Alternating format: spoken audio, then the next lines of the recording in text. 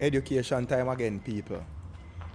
Yeah, man. So, yesterday, I have the privilege of talking to one of my persons who follow me on IG from all the way from Antigua. So, I asked me advice on one setup when put one gearbox in a MKR. So, we education this morning is focused on the gearbox and the speed sensor. So pre this now. Look on what going on here. So now. Gearbox, right? Some gearbox come with a speed sensor on the back. But if you notice, this one don't come with a speed sensor on the back. This one come with a speed sensor on the front. It is like this, but this one damage.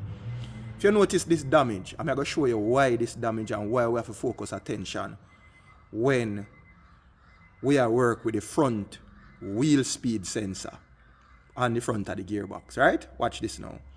So, what really happen is some of the gearbox then come based on the ratio, the third gear whether bigger or smaller.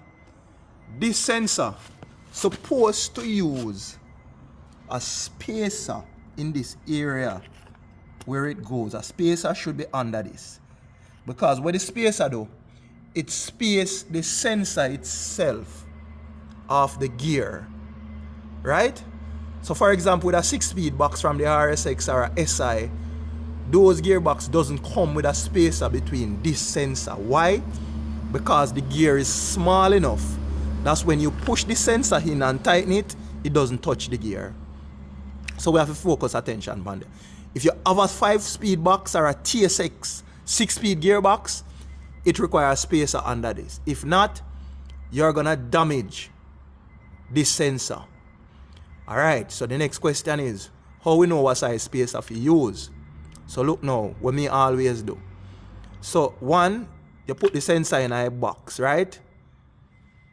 But then the shift selector, I normally pull out the shift selector. Pay attention. See it there? Shift selector out. If you notice, you can see where the sensor is down there. And all you do, you get a spacer that would fit the sensor. And it should be not as far away as the gear as possible, but as close to the gear as possible without touching the gear. Bear that in mind. So, what will happen when the sensor is damaged?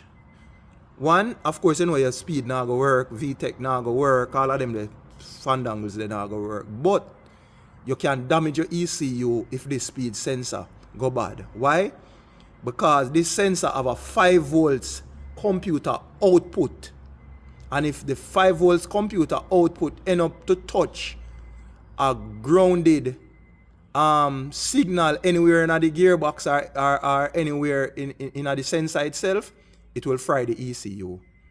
So bear that in mind. So as me say again, when we use this sensor, focus attention on the spacer and ensure say the sensor not touch the third gear, because I third gear read off. Alright? You say, we're just there for share knowledge. If you know already, we no business about that. And if you don't know, we no business about that neither. But what I want to do, I share information so people who want to know can know. So everybody big up themselves.